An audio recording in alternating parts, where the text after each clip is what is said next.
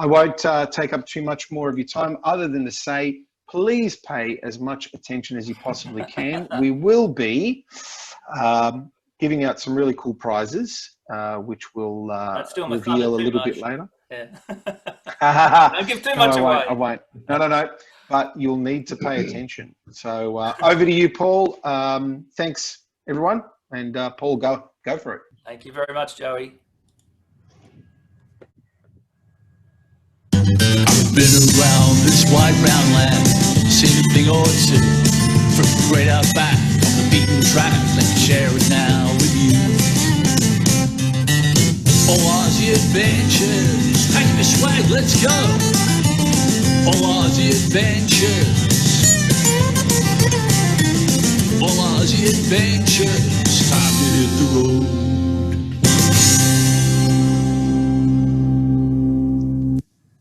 All right, Chair, tell you what, bet blood is you never made this one. Well, I look around this place, I tell you, I am jubbered, just jubbered, full of beans, no doubt. I thought they talked like us. Does anyone else speak Australian? Can I get you to say, with me, how bloody are ya? We can't quite understand you. Sorry, one more time.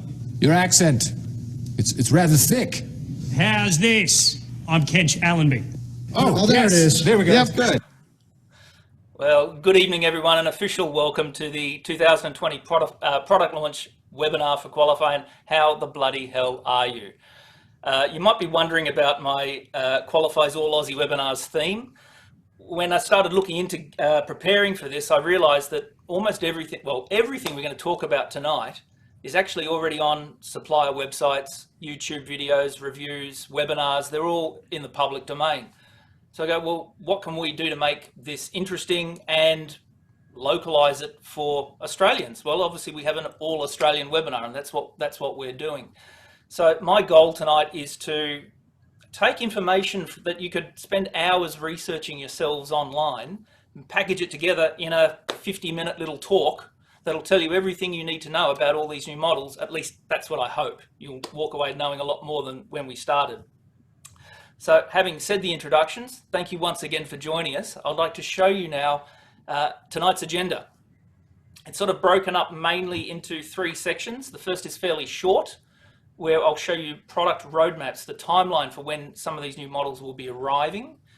Then we'll spend only 5-6 minutes on new hi-fi components. Now I know hi-fi components aren't a critical part of your business, but you have access to them. You can use them to value add to your business, sell them to any customers who need some hi-fi and additional room. So we want to tell you about these new models.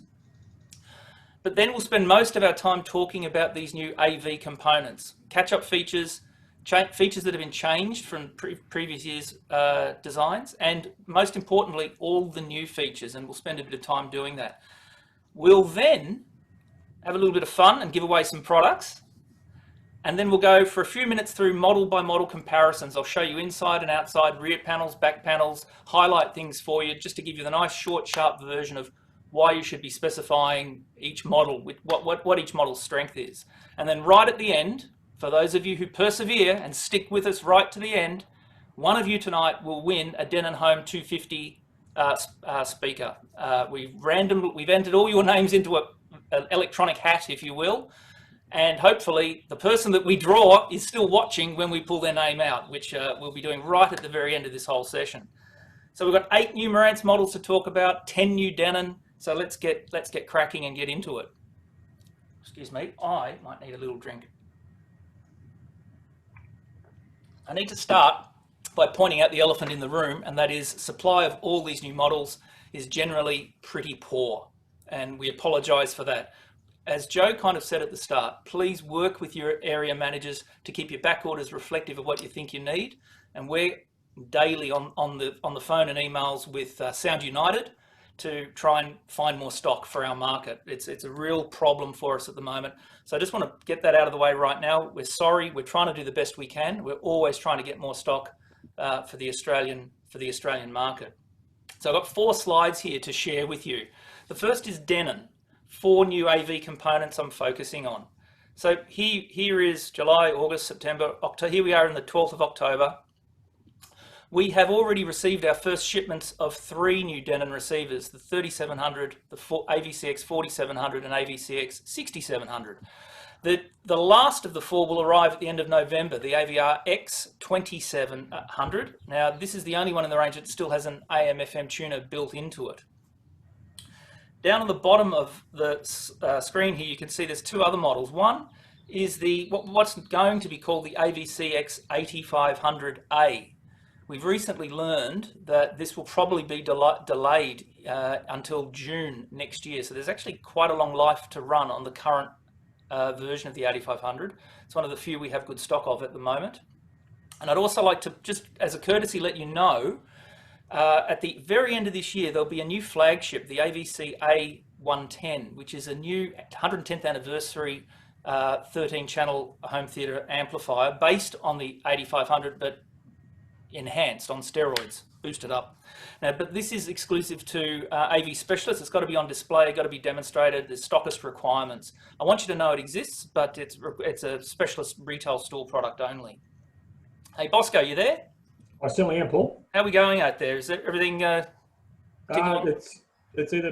pretty quiet at the moment, so maybe you'll get good. A few more. Not too much exciting sense so far. Questions. Beautiful, thanks, bud. Let's have a look at the 6 new hi-fi components from Denon. We've got an entry model CD and amplifier that have come out about 2 months ago. They're actually in stock. You can use them as you see fit. So that's good. I'll talk about those in just a minute. Again, celebrating the 110th anniversary of Denon is a new stereo amplifier, an SA CD player, and a high-end Denon phono cartridge, which again will be limited to specialist stores only. Stockist requirements apply. We don't know how much these will be yet. They'll be arriving right at the end of this year. We're also receiving the replacement of the Keol N10 mini system, which is the Keol N11, very clever name, DAB. I'll show you a picture of that in just a sec. And lastly, it feels like so long ago that we launched these, but the Denon home speakers, the 150, 250 and 350, we actually started shipping those in like January or February this year. The good news, they're just trundling on. They'll continue into 2021, probably 2022, and more Denon home products will be added to that from what I've been told. Let's have a look now at Marantz and 6 new AV components. Here we are again around about the 12th of October on my little line here. We've only received 2 models so far. The other 3, the NR1711, SR5015 and SR8015 won't be here now to the end of November, around about the 25th, we think. It could be sooner. Everything's in a bit of state of flux at the moment, so we'll see what happens. And then we will receive the AV7706 preamp. Now, this was only announced by Sound United on Friday. It's just gone public. We expect to receive our first shipment right at the end of this year. And you'll see here the AV8805 continues on this little roadmap because it's replaced so far, like the flagship Denon, the AVCX 8500, this is not going to be replaced until probably June, maybe even July next year. So there is a bit of a delay in that model being replaced. And lastly, for roadmaps, there's 2 new hi-fi components I'd like to point out to you that are coming in. The CD 6007 and the PM 6007 should be here around about the end of November with the same, well, just slightly higher retail prices than the current 6006 series. And there are some more Marantz high-end 2-channel products, a new Model 30 and an SACD 30N, and the PM12 series and SA12 series. Again, specialist retail stores only, must be on demonstration, but I did want to let you know they actually do exist as just a common courtesy. And I think that is the end of my roadmaps. Anything to report there, Bosco? I've minimised my camera so I can't see you. Yeah, nothing really to report at the moment. Just one note that's been made out there, something people may have seen. It is basically from the 3700 up and above, the model will be changing to the AVC prefix. It means the AM and FM radio will be dropped, but you can still obviously access through internet radio. Indeed, and we'll be talking about that in just a few minutes' time too. Thank you, Bosco. No worries. Let's spend only 5 minutes on these components. These are so time and space efficient. I've kind of put them all into nice multiple slides here, so it won't take long to talk about them. These are all the new hi-fi products. The top two, or the Denon home speakers, they're already out. The DCD 600 and PMA 600 are already out. These two down the bottom, the Keol N11 is not here yet, as I've shown you, and the 6007 won't be here till the end of November either, with the PM 6007 and its matching CD player. Now, I'm not going to eat up a lot of precious time here tonight talking about the features and benefits of the Denon home speakers. I will, however, give them a plug to any of you that haven't started using them yet or specifying them in jobs yet. They're getting great reviews. I've listed a few of them here for you to read while I talk. Stock is not too bad on some models at the moment. We've got a few different colors actually ready to ship right now, but it's all about the sound. These things sound fantastic. And what we've discovered, unlike the previous range of HEOS speakers, these all have built-in presets on the top. You don't need to pull out a phone to use them to demonstrate. You can just walk up to them and tap the top and the music just starts. This is proving to be very, very beneficial. So if you're not getting into these Denon home speakers yet, please give them a go. Speak to your area manager and see what we can do to get some stock in for you. That's all I was going to say about Denon home speakers. Here is the Keol N11. It's a big shock. It looks completely different to the Keol N10. No, that's not true. In fact, it appears to be identical. It has a DAB plus tuner.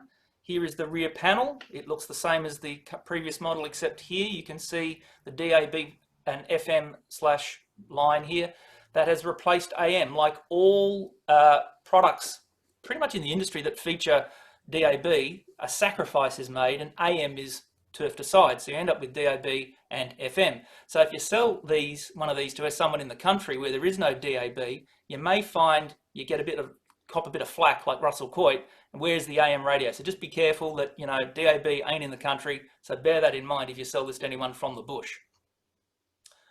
Now, moving on to the DCD 600NE and PMA 600NE on one slide, nice and neat. Here are the differences between the previous models and these models. Denon's unique alpha processing has been added to the sound quality here. So it upsamples everything to 32-bit. Previous model didn't do that. It's got better feet. But the amplifier has had some substantial changes that you might find useful for jobs. It's got Bluetooth now on board. Previous model didn't. It's got a built-in DAC, so you can use it to decode TV audio sound. You could use it as a stereo amp for televisions. And they've even thoughtfully added a subwoofer output now. A lot of value adding going on this entry model Denon. And thanks to its IR control ports, they all have IR in-out ports. Don't forget you can use it with the network audio player, the HEOS-enabled DNP 800. Daisy chain them all together, and the HEOS app will operate them all. So that's just a perfectly suitable product for you guys to use. So that's the Denon 2-channel, and now let's have a quick look at the Marantz new models that'll be here in a couple of months. Really minor changes. There's no Bluetooth on the amplifier. They've really just gone about changing internal parts and tweaking them both a little bit. So this 6 series, year after year after year, just gets What Hi-Fi 5-star reviews, and now also awards as best CD player and amplifier in their class. Nothing has changed. So all they do is tweak it where they can to make it a little bit better and continue the popularity of these two models. We sell a lot of these. So available to you if you wish to use them. And don't forget, the NA6006 can daisy chain via the remote control cables, and you can use the app to control all three as a complete system. I do this at home myself. And you can even check out my YouTube channel where I put a video up on how this works. Well, just a real quick interruption, sorry. There's Yes. a black bar at the top of the screen which is blocking out some of the writing up the top. Oh, okay. I think that's the screen sharing thing.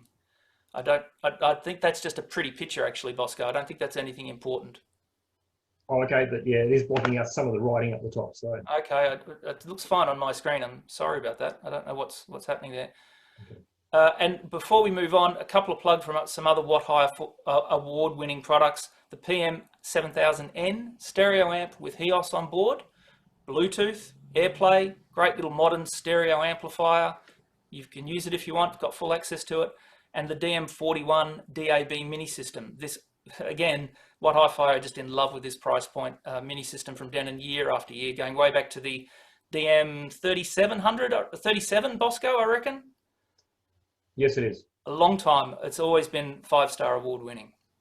All right, let's move on to the meat of tonight's discussion, which is AV receivers, high-end catch-up features and changed features. So we've got six, sorry. I've only pictured 5, but we've got 6 new Marantz AV components to talk about. I've grouped the SR7015 and the AV7706 here as one because their front panel is identical to each other, okay? So there's actually 6 new Marantz things, and everything I'm about to talk about applies to all of these. And then we've also got 4 new Denon AV components, which have the same new feature set. We're going to go through all of them. It relates to all 9 new products. That's good. Okay, so here is a reminder, high-end catch-up features.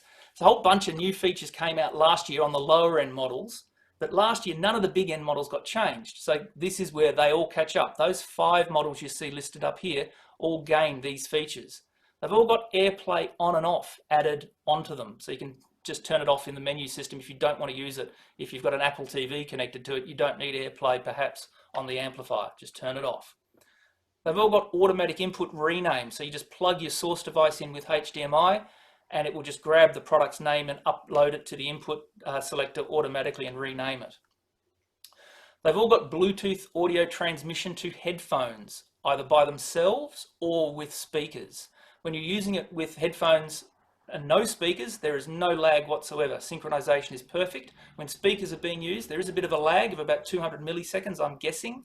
It is noticeable, but as you start watching the film, you honestly forget that it's even there. So that's been added to all these new models you see here. And of course, what we call sports bar mode, which enables you to basically listen to one input while you watch another. So they dub it sports bar mode, watch the cricket while you're listening to music on Spotify or something like that. So that's been added into all these as well. And lastly, Dolby Atmos Virtual, like DTS Virtual X, Dolby Atmos Virtual has been added to all these as well. That's where you don't have any topper speakers, you don't have any in-ceiling speakers, but it creates a virtual overhead effects for people that only run, say, 5.1 or 7.1 speaker systems. All right, so that's high-end catch-up features on all these new products. Now, specifiers. Please note these 5 changes that have happened to these models. The first one is 5 AV receivers have lost their HDMI inputs. So if you're replacing someone's AVR, bear this in mind if they use that feature. All those models no longer have it. As Bosco indicated a few minutes ago, 4 of these products no longer have AM/FM tuners. We have gained a tuner analog input on the back panel though to compensate for that, so that's okay. The Americans don't get that. So when it's a C in the model number, you know straight away that there is no AM/FM radio. At least with Denon. With Marantz you can't tell. It's just the same model number. So there's that. Now let's briefly talk about video conversion from composite video and component video up to HDMI. Analog video to HDMI conversion has been removed from the AVCX 3700 and NR1711. HDMI in, HDMI out, component in, component out. And high definition analog video, so that's 576p, 720p, 1080p, has been removed from all models. You can only feed them, the ones that do video conversion, you can only feed them 480i and 576i. And I've learned this from personal experience. If you change the setting from 576i to P, you immediately lose your graphics. And I had to rewire the thing so I could turn it back off again. So yeah, it's a thing. So 576i, 480i is the only component video or composite video that can be converted. And it starts now on the Denon AVCX 4700 and the Marantz SR5015. So those are the 2 starting points for someone who has legacy source, like behind me in my garage here in lockdown Melbourne. I've got an old Panasonic hard drive with component video. I would need to get one of these receivers that converts that over to HDMI out. And lastly, I don't think this matters too much, I could be wrong, but Crestron Connected was a feature. I remember Joe and I launched this on a roadshow a few years back. We got dressed up as the Blues Brothers in Sydney. And we made a bit of a fuss about it, but ultimately it's lasted a few years and they've pulled it again. It's proven to be not useful in the marketplace and was probably costing them a bit of money to get rights to the logo. So that Crestron Connected support built in is no longer provided on any of these. So these are just little things for you to note moving forward. I will give all the account managers a copy of this presentation as a PDF. so that you can refer to it if you wish to into the future. Bosco, should I pause? Yeah, just a couple of questions. One was, does the HEOS app-enabled products appear in the Denon range? And I suppose the same goes for the Marantz range. Sorry, what's the question? Is the HEOS feature available across the Denon and the Marantz range? Oh, anything that's got networking, yes. I think just to clarify that as well, the HEOS app is what you use for the Denon Home products for the new DHT 516 and 716. And also anything that has the HEOS engine on board, whether it's Marantz or Denon, you'll use the HEOS app still. That's Absolutely, correct. yeah. And the app's job, they still have the toggle button in the corner to jump back and forth from the AVR app to the HEOS app and back, yeah. And one other further question we've got as well is regarding the HDMI input on the front. That's been removed? Yep. And has it been added to the back? No. There's either the same amount. In fact, one of them has one less, I think, HDMI inputs than the previous model did. There's still like about at least 6, minimum 6. Most have 8 on the back. Good. Nothing else? Nothing else at the moment. Let's push on. So about a year ago, we were doing some training and launching like we do almost every year, and we were talking about what was going to happen with 8K 60 and 4K 20 down the track. And we were telling everybody that, well, for the last 6 years, we've actually had 2 features from HDMI 2.1 already available by a firmware. Auto low latency mode, which is what ALM stands for, and enhanced audio return channel were added way back to 2014, 6 years ago, to these 2 flagship products. So we actually had the tech built into some of these to do HDMI 2.1 features without having HDMI 2.1. And that's because the chipsets were simply so good. It was like unofficial, uncertified, but capable. So we were also talking about things that were going to happen in the future. HDR10 Plus we're going to support. Variable refresh rate, invented by Samsung and Xbox. HDCP 2.3, a rename of the handshaking copy protection technology.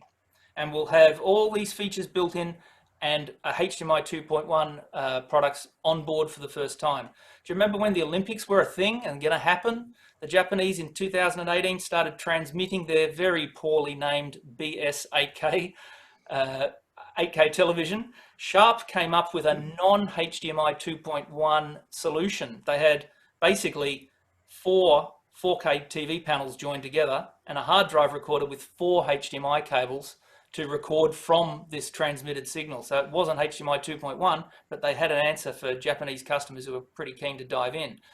We won't talk about the Olympics anymore though. So that was last year, but what's happening now? Well, in 2020, as far as 8K 60 goes, there's basically no 8K content for movies and TV shows available right now, and little prospect of it happening anytime in the next year. There's 8K 60 content on YouTube, and from the research I've done, Samsung have launched a television. This is the first one in 8K that the YouTube app will actually play the YouTube videos in native 8K, according to the review I read. It is $13,000 though. Some films are being shot in 8K. So there's mastering probably going to go on, but at the moment there's no announced disc platform and there are no streaming services. If there ever will be, I don't know about the tech behind that. But that's certainly movies and TV, not looking great for decent Hollywood content. However, gaming is a thing. So if you need to tell customers about why they might need these new receivers, and they might be a gamer, you might be a gamer yourself like Shimon. 4K 120, quick frame transport, variable refresh rate. Gamers are going to love these features in an AVR, and we're getting lots of phone calls here at QualiFi from gamers checking the spec on all these new receivers. Sony have announced their PlayStation 5, and they have announced 4K 120 games already shipping from November 12. They can use the new features on these AVRs. Xbox have announced their new platform, which is shipping 2 days before Sony, and they've also announced games for it as well. Content is everything, okay? Forget 8K. 8K, gaming, November, movies, maybe later. So the focus initially will be when Sony and Xbox start shipping their gaming consoles, and they do have 4K 120 content available to use these new features. Bosco, should I pause? No, that's fine. All Beautiful. for the moment. Thank you. I'm running out of water. Here's the rear panel of an AV, blah, blah, blah, blah. I am wearing a Marantz shirt. The SR8015, you can tell by its orangey copper color. Here is the dedicated single HDMI input that is labeled 8K, number 7. There are 3 outputs here. Both of these outputs can output simultaneous 8K video, 1 in, 2 out. As you can see here, zone 2 is labeled 4K. If you feed it 8K, it does not downscale it to 4K and output it. You get a black screen. 4K in, 4K out. 4K in on, for example, in number 6 is CD, 4K out. But 8K will only come out through these 2 sockets you see here. If you feed any of these amplifiers that do video conversion from composite and component video, they will be upscaled all the way to 8K HDMI output. If you wish to reassign this HDMI 8K input over here, because this one's called game, for example, you can do that. You can reassign input 7 over to the input on the dial called game. But you cannot reassign input number 5 over to the 8K input, because this is HDMI 2.1 and these are HDMI 2.0. You can go backwards, but you can't go forwards. Okay, just a little handy hint for you there. I think that's all I had to say on this slide. Looking at the new HDMI video features, I hope you can read all these. Hey, Bosco, I see Mark Highland has raised a hand. Can you see that? I can't see that at the moment. Okay, just checking. Okay. Just wanted to, and Alan Okapinti has raised a hand too. I'm wondering if everything's going smoothly up there in viewing land. Can't tell. You need to send me a message and I'll certainly look into it. Still got 73 people online, so we better push on. Yes. So here, I'm not going to go through all these, we don't have time, but this is a summary of all the new features that have been incorporated into these new products that have HDMI 2.1. Gaming will really benefit from variable refresh rate. My technical expertise on quick frame transport, I start to glaze over when I see things like this. Maybe Bosco knows more than I do, but you can speak to him about that. But HDR10 Plus, this is the first batch of AVRs we've ever had that support HDR10 Plus, which is the dynamic version of HDR10. It was invented by 20th Century Fox, Panasonic and Samsung. And it's HDR10 Plus is like Dolby Vision, which is also dynamic HDR. Now, the HDMI organization don't call it HDR10 Plus and they don't call it Dolby Vision.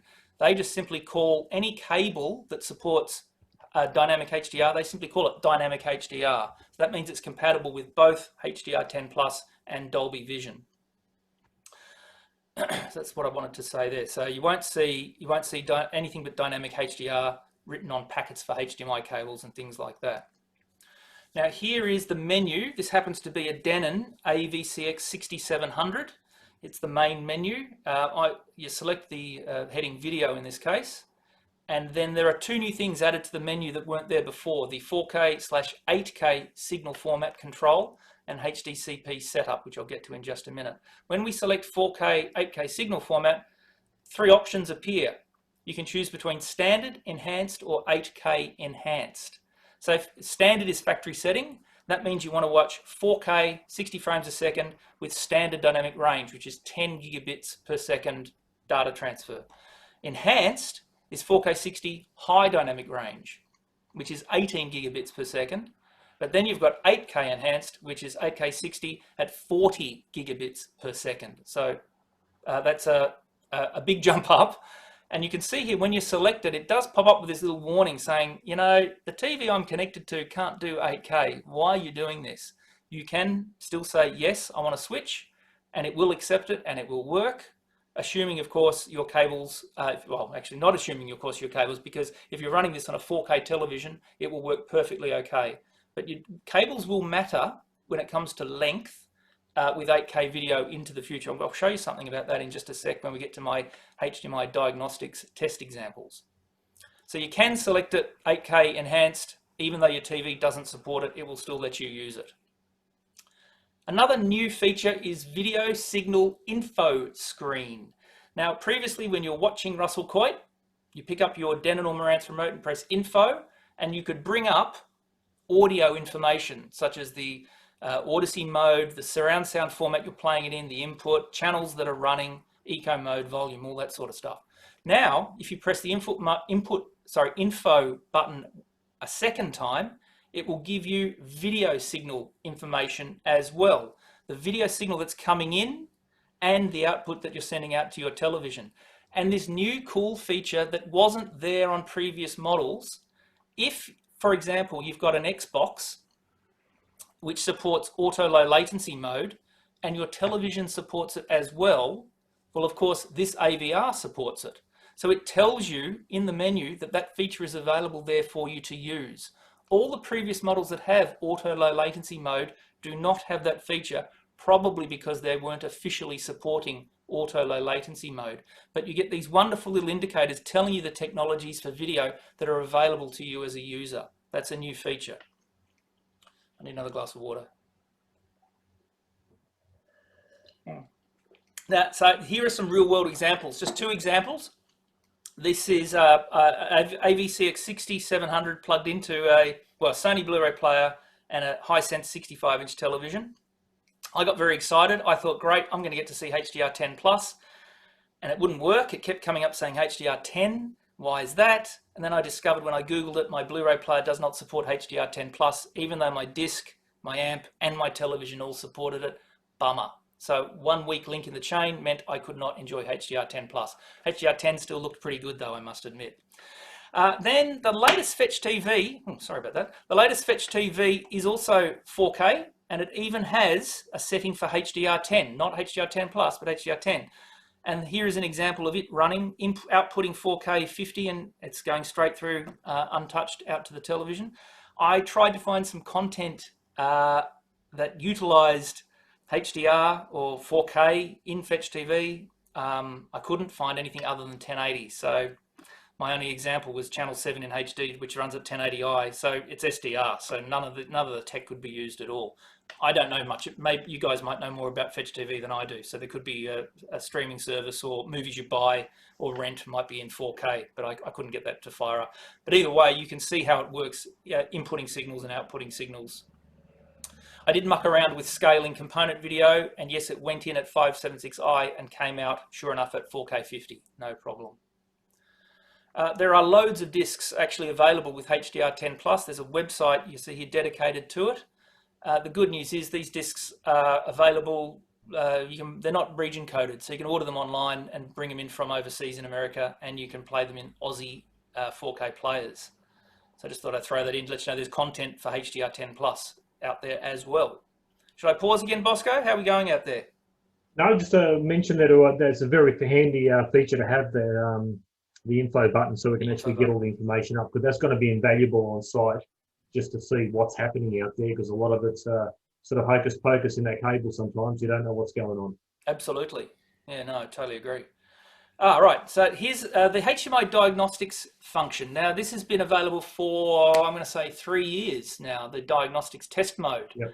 It's been upscaled to offer testing for 8K cables. And here is a real world example I did for YouTube.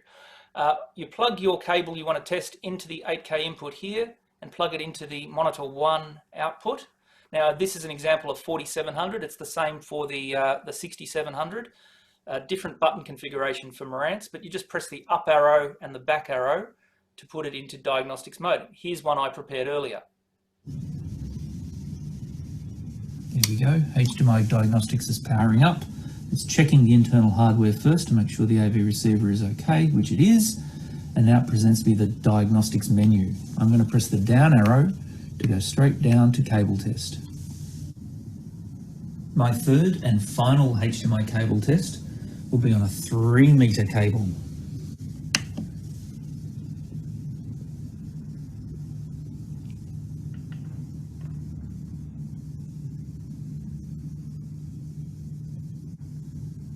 All the way up to 8K. That's a 3-meter cable.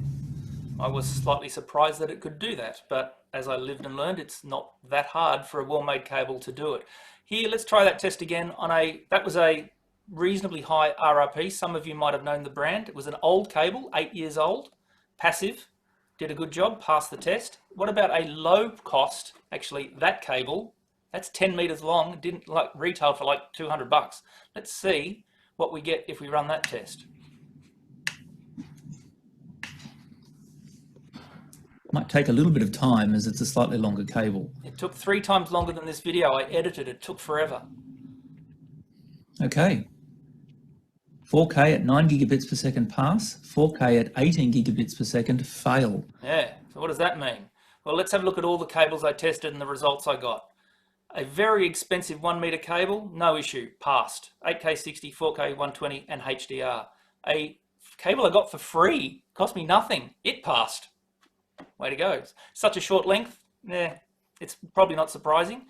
The 3 meter cable, as you saw, passed no problem, but the 10 meter cable would only do basically 4K 60 standard dynamic range. If you wanted HDR, it would not do it, and it certainly wouldn't do 8K.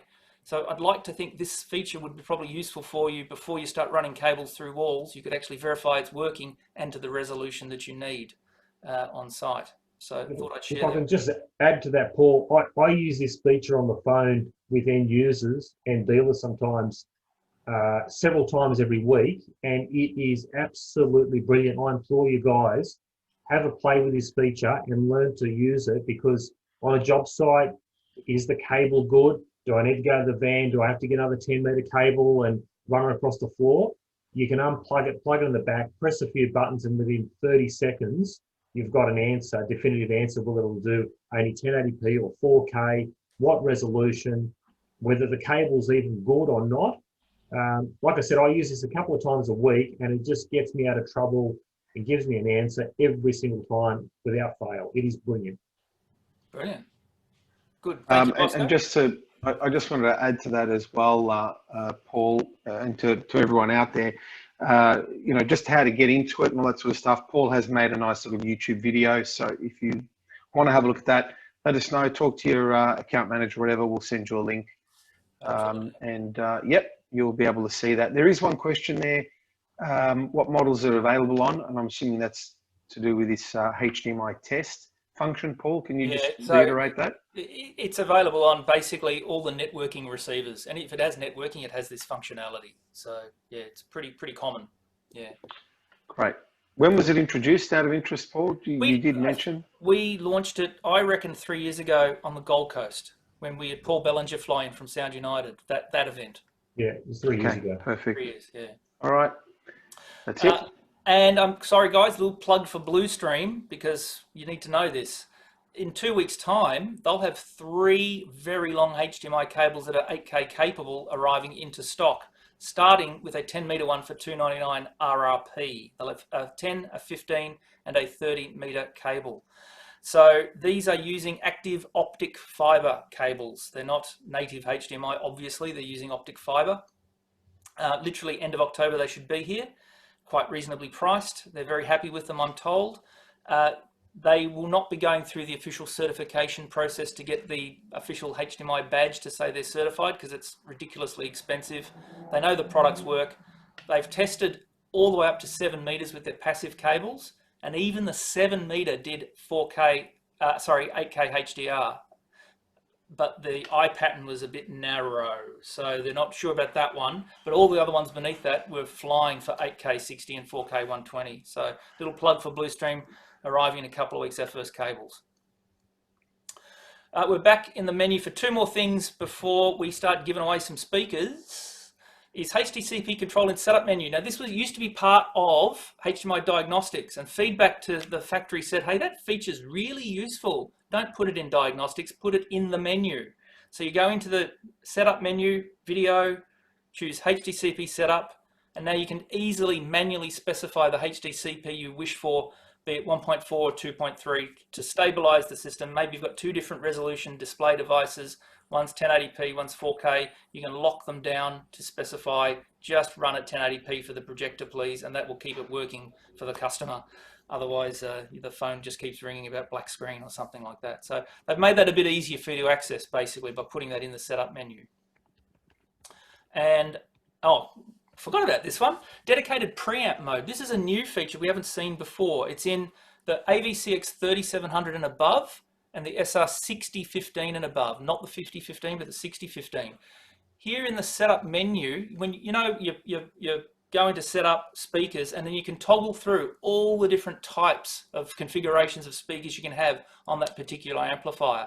The last one that's now in there is called preamplifier mode. And as you can see here in this screenshot, everything is set to preamp. This is not a half and half. I just want to do all the 5 speakers here and run the amps up here. No, it's a complete preamp mode where it actually provides a cleaner signal path for all channels and more tolerance in clipping levels. And Bosco, Yes, Paul. any technical comment you'd like to make there, my friend? Sorry, I was answering a question. I wasn't even following, No, unfortunately. about more tolerance in clipping levels. Okay, the preamplifier. Technical Sorry, benefit. apologise. Preamplifier, yeah. So basically, with the in preamplifier mode, you're turning off the amplifier stage, and you're getting rid of, if I can sort of describe it, almost like a pendulum in the background running freely in the background with all the extra harmonics and clicks and buzzes and stuff. It is minute, but it is there. So by turning off the amplifier stages, you're turning off the engine, so to speak, in the background, and you're simply just running just the clean signal through. We are talking about very small little percentages there, but if you're sitting there with your eyes closed and looking at perfect performance and sound, it will be a difference. Beautiful. Thank you, Bosco. Beautiful.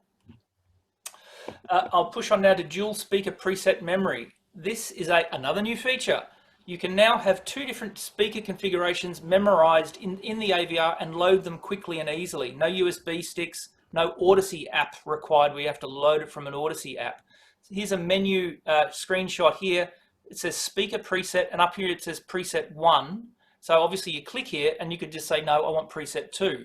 And over here you can configure it in any way, shape you want. A different speaker arrangement, different crossover points, different Odyssey EQ modes. Their example for it is literally a factory setting where you've used Odyssey to tune it as the microphone sees fit. But if you want to manually tweak it, you can manually change the crossover points or the roll off or anything like that, and save that as preset 2, and then quickly access them with the remote control. Another example would be daytime mode, where the curtains are open and you're using a television, compared to nighttime mode where the curtains are closed, the projector is dropped down, where it's acoustically a bit more softer. You could save both of those modes in the Odyssey dual speaker preset function.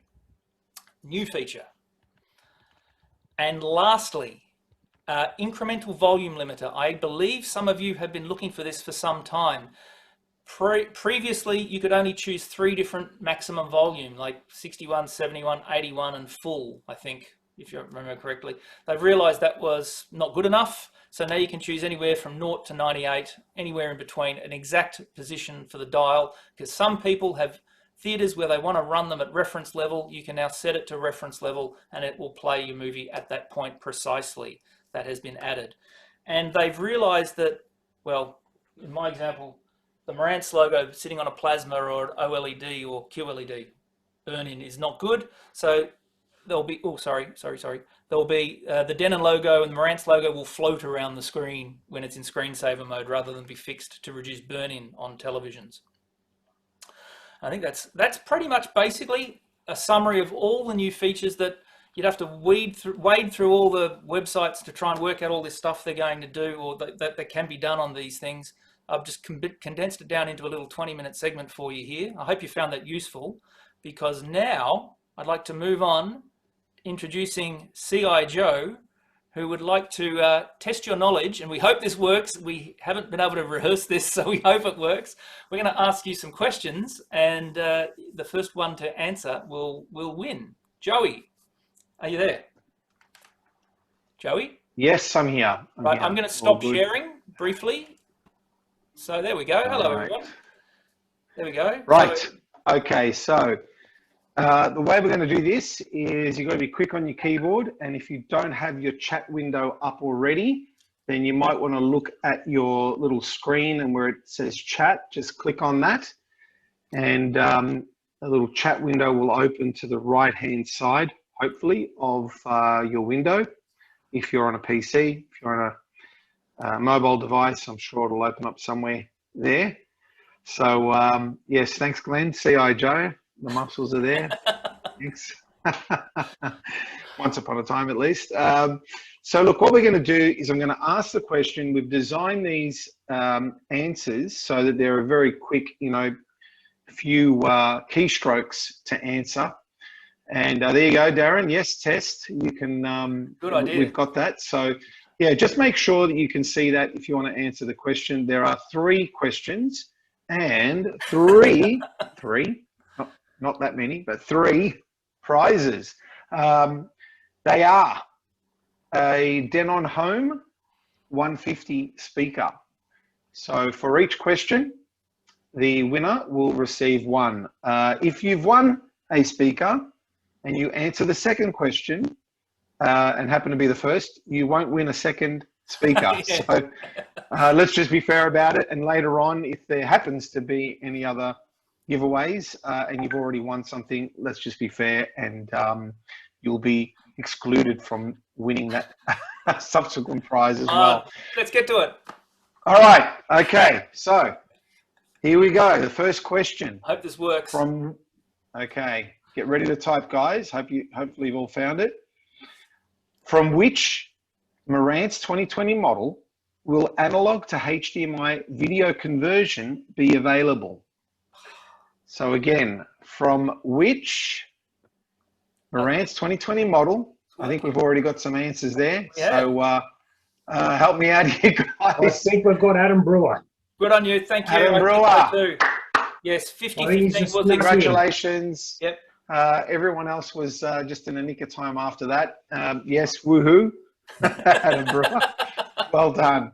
2 more chances, and that, Yep. Adam, is a fantastic new little Denon Home 150 in black that you'll be receiving shortly. Okay, so on to question number 2. Now this is, you can answer a couple of different ways. So name any new HDMI 2.1 feature supported in our new 2020 models. So name any new Okay. HDMI, here we I go. can't even catch up with them. You guys are like quick draw. Okay. I Can we can't. just- I think Okay, we've we've got one winners. sec. Can you scroll back? Yeah, I'm just trying to.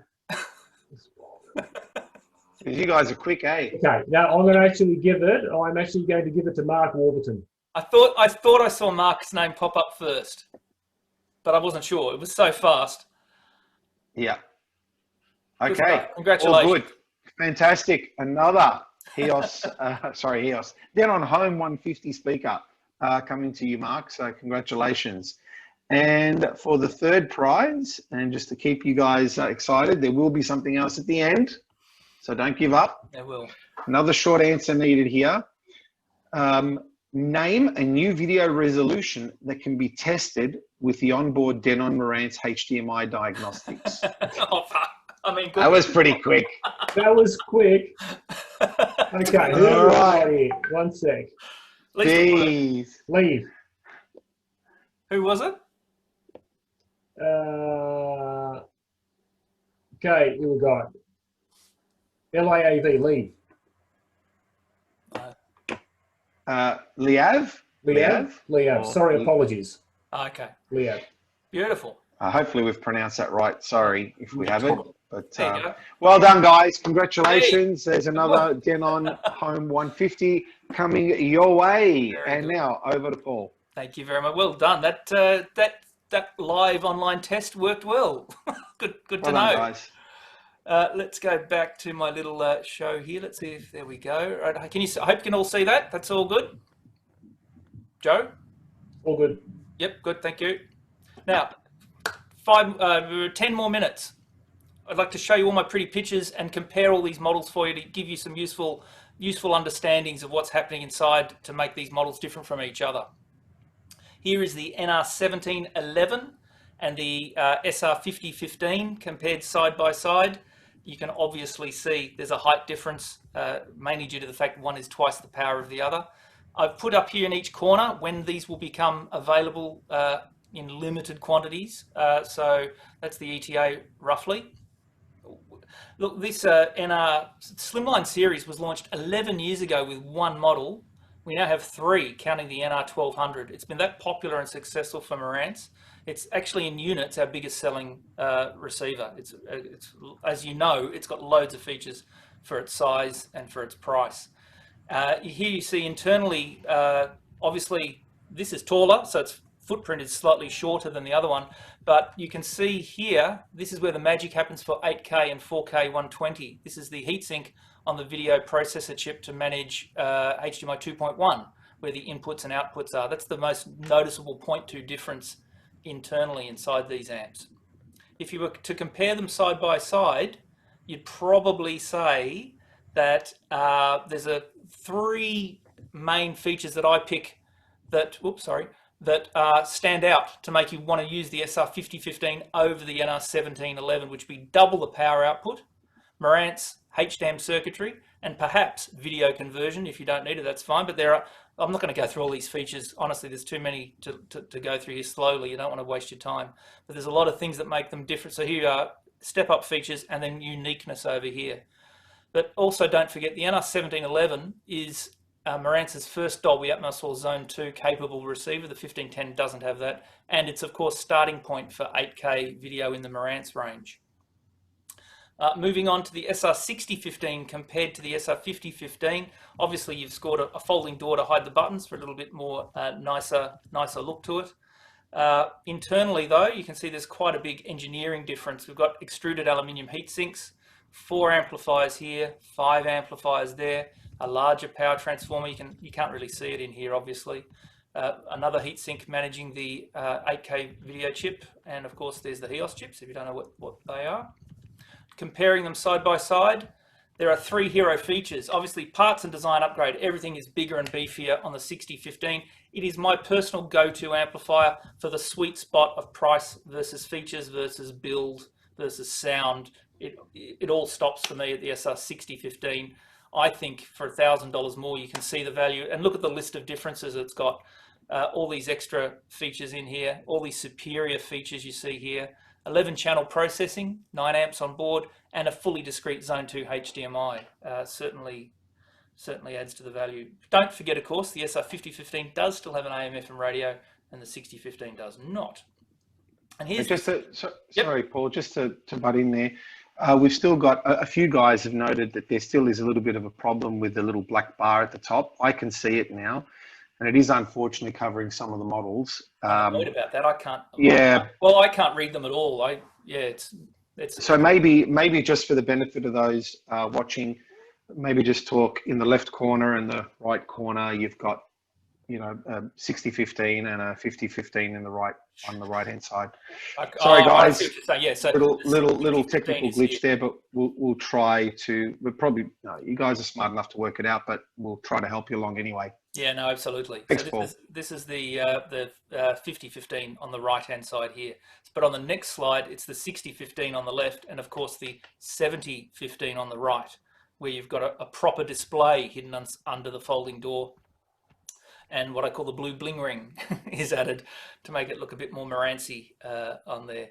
Internally, though, they're actually quite similar. The 7015 has a barely perceptible larger power supply than the 6015. Both have the same sort of style of amplifier, 5 amplifiers on one side and 4 down the other.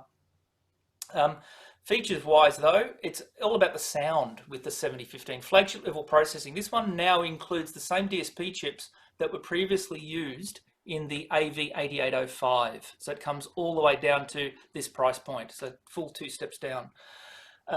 The large display, and of course it's got 3 zones on board as well. So there's amps there to run all that stuff. There's only 2 powered zones on the 6015.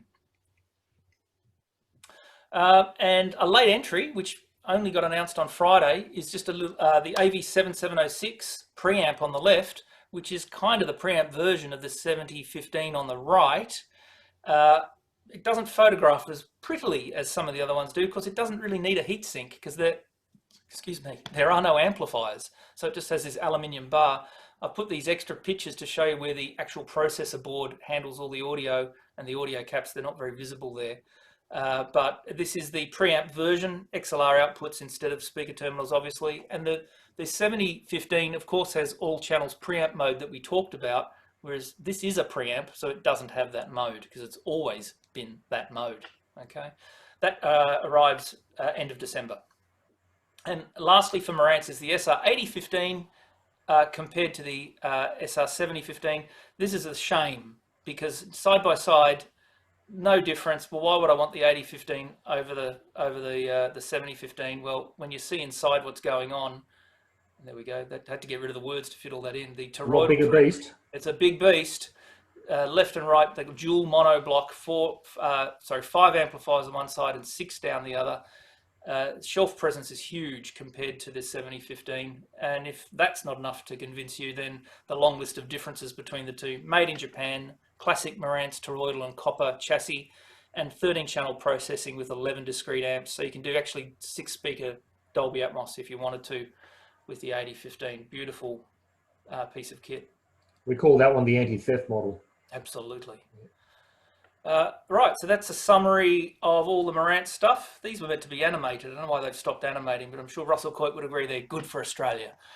So some of them have shipped already. Some of them are arriving end of November, as you can see there. And now here's a quick run through of the same thing for Denon AV components compared. The AVRX 2700 is over here, and hiding over here is the AVRX 3700.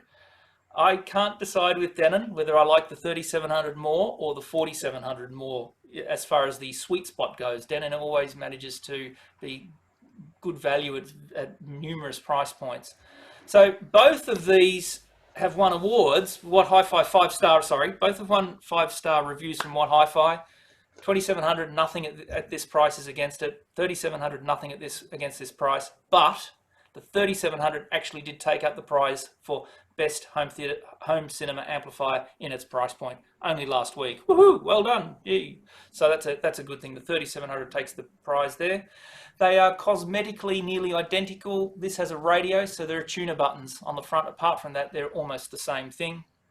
However, inside you can see, to me, if I was a customer, I'm spending $2,000, I'm spending another $700. Look what I'm getting. It's a no-brainer to me if I saw that I'd sell myself up to the 3700, the big heat sinks and the more visible, larger power supply.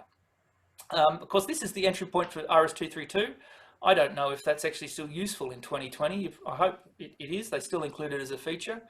I wouldn't mind if in the chat you could tell me if that's actually useful in your business. And list of features is extensive for the 3700. It's 11-channel processing, 9 amps, dedicated preamp mode, and as you've seen, the upgraded internal design compared to a 2700. But I don't want to diss completely on the 2700. It's Denon's cheapest 8K receiver, 2 HDMI outs for television and projector, and it offers Zone 2 pre-out. None of those are on an AVRX 1600. So it's got its own story to tell for $2,000. So it's not bad either. I'm going like a machine gun here, Bosco. Should I stop? Pause. Keep going, Paul. All good. Beautiful. We're nearly done. Here's the AVCX 4700 next to the 3700. Well, it won an award as well. With awards left, right, and center. The ESA award for best receiver in its price point. That's great. Here it is compared to the 3700. Folding door looks like a 6700. In fact, it's the same chassis, basically, at a glance. Side by side, a AVCX 4700 next to a 3700. It's getting hard to see the differences here. Power transformer is larger, but also you'll notice here, this is a metal front panel, starts at the 4700. It is plastic on a 3700. If that puts a customer off, you could easily convince them perhaps to go up to a 4700 if that mattered.